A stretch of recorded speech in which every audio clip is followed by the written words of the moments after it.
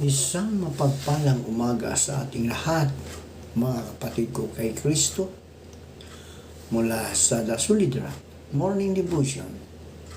Isang kagalakan na muli tayo ay makapagbulay-bulay sa salita ng Panginoon sa umagang ito. Mga ilang minutong pagbubulay-bulay ng mga salita ng Panginoon upang papurihan at sambahin ang ating Panginoong Hesukristo. Ang ating pong pagbubulay-bulayan ngayong umaga ay matatagpuan sa Matthew 10, talatang 16 hanggang 23. Matthew 10, 16 hanggang 23. Narito, isinugo ko kayong gaya ng mga tupa sa gitna ng mga lobo. Mga pakatalino nga kayong gaya ng mga ahas at mga pakatimtimang gaya ng mga kalapati. Datapwat mga pakaingat kayo sa mga tao sapagkat kayo'y ibibigay nila sa mga Sanhedrin at kayo'y hahampasin sa kanilang mga sinaguga.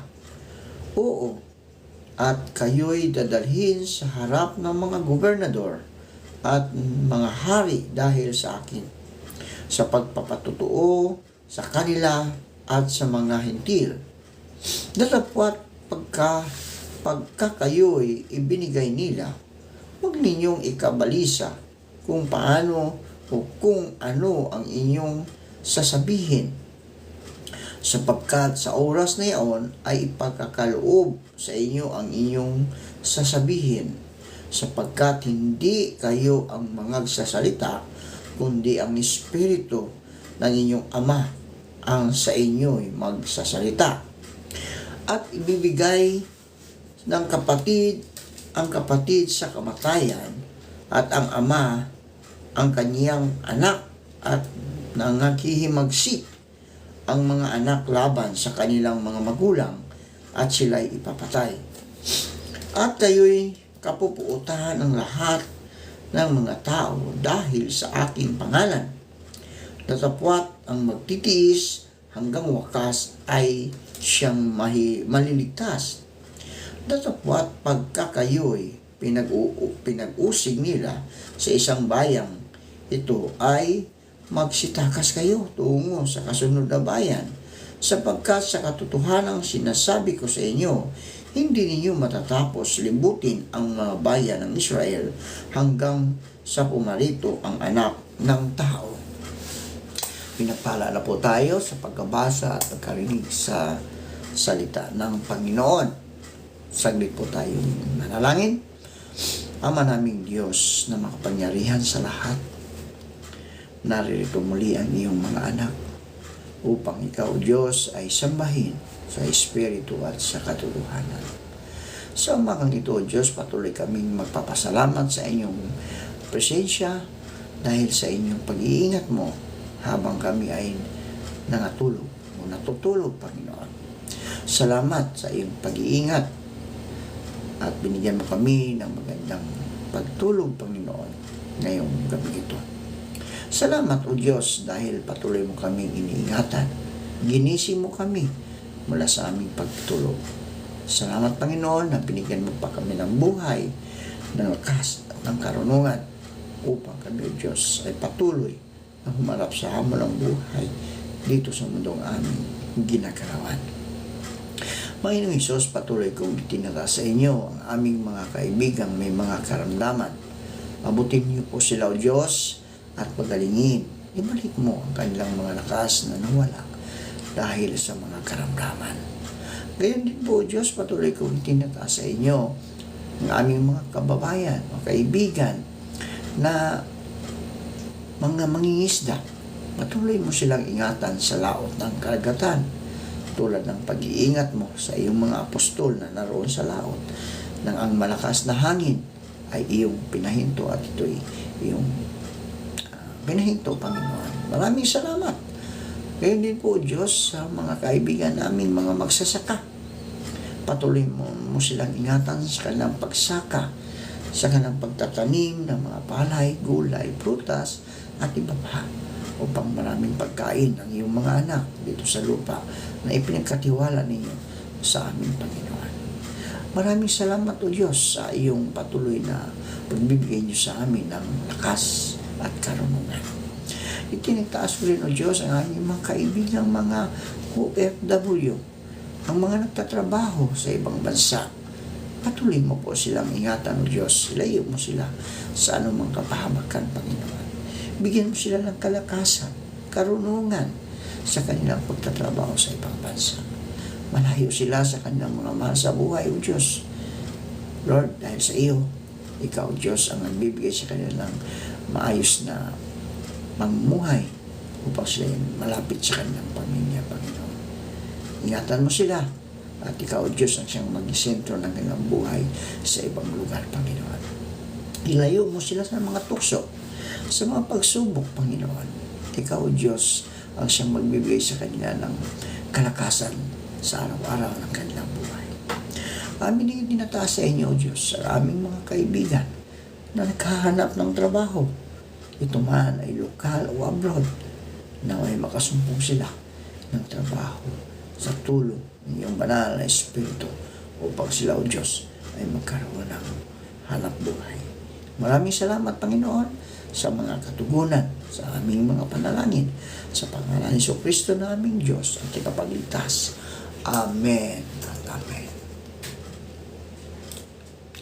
Noong panahon iyon, sinabi ni Jesus sa kanyang mga apostol, ngayon, sinusuko ko kayo na parang mga tupa sa gitna ng mga asong gubat. Maging matalino kayo, gaya ng mga ahas, at matapat gaya ng mga kalapati.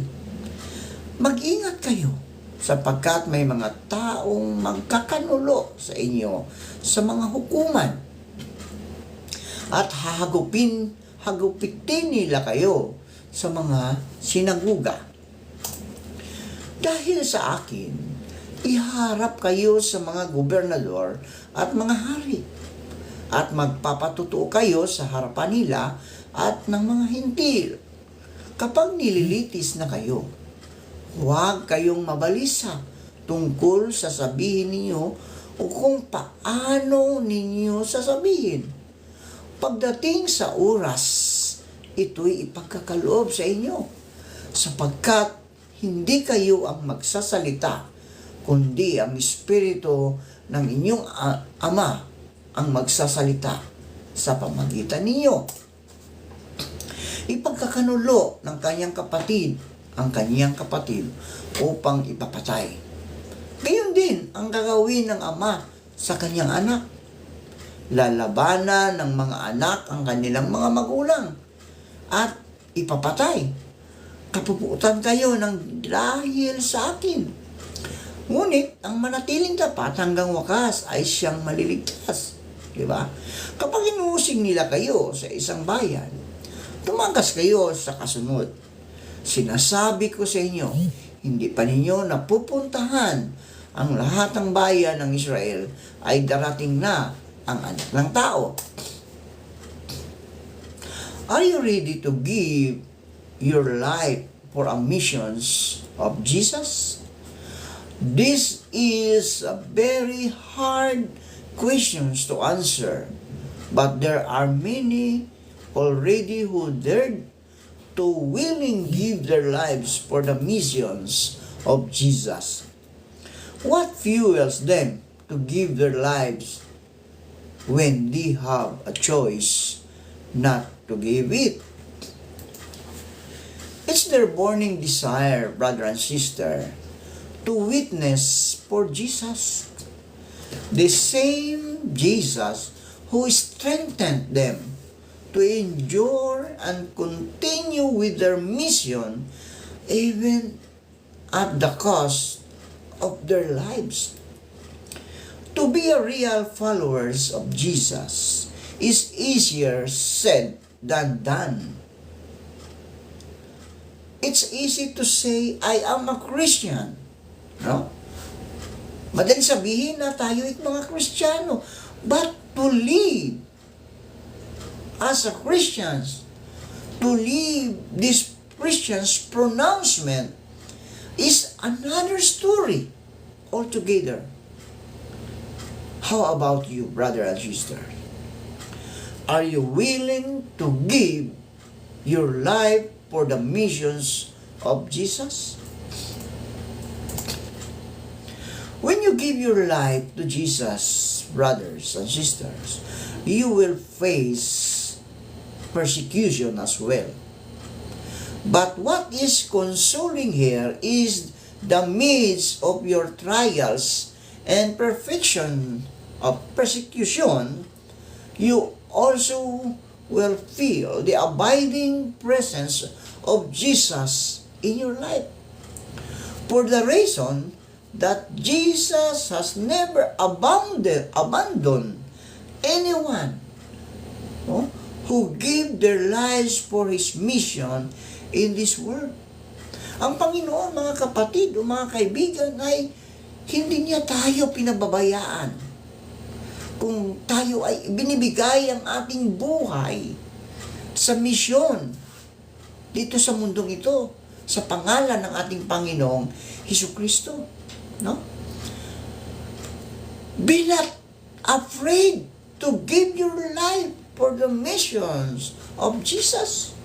Huwag kayong matakot, mga kaibigan, na ibigay ang ating buhay kay Jesus sa alang-alang sa kanyang ministeryo dito sa lupa. For when you decide to do so, you will soon after find the real purpose of your life. Napakaganda, mga kaibigan. No? Makikita natin ang totoong kahalagahan ng ating buhay dito sa mundong ito na ipinagkatiwala ng Panginoong Hesukristo sa atin. Tayo po ay manalangin. Maraming salamat, Panginoon, sa mga salitang aming na pagbubulay-bulayan tungkol kay Hesukristo. Panginoon Hesus, salamat na ibinigay mo sa Jesus dito sa lupa upang kami tubusin sa aming mga kasalanan. Na dapat, Panginoon, na kami ang maghirap dahil kami ay nagkasala. Pero dahil sa iyong mga pag-ibig mo ninyo sa amin, pag-ibig mo sa amin, Panginoon, ipinagkatiwala ninyo ang buhay ninyo upang kami tubusin, linisin ang aming mga kasalanan. Kaya Lord, maraming salamat. Pagpalain mo po, Panginoon, ang lahat ng nakikinig ng iyong mga salita ngayong umaga. Ilayo mo sila sa anumang kapahamakan, maging ang kanilang mga mahal sa buhay. Anuman ang kanilang hahawakan, ginagawa, Lord, ingatan mo sila. Gawin mo silang misyonero sa mundong ito upang ang ibang hindi nakakakilala sa inyo ay maliligtas sa pamagitan ng iyong anak na si Jesucristo. Maraming salamat po. Panginoong Hesus, tulad ng mga alagad mo, nagpapasalamat po kami sa inyong pagtitiwala at pagtawag sa amin para maglingkod sa iyo kahit hindi kami karapat-dapat. Makakaasa po kayo na hindi po namin sasayangin ang magandang pagkakataon na ibinibigay ninyo sa amin. Maraming salamat sa pangalan ni Jesus. Amen.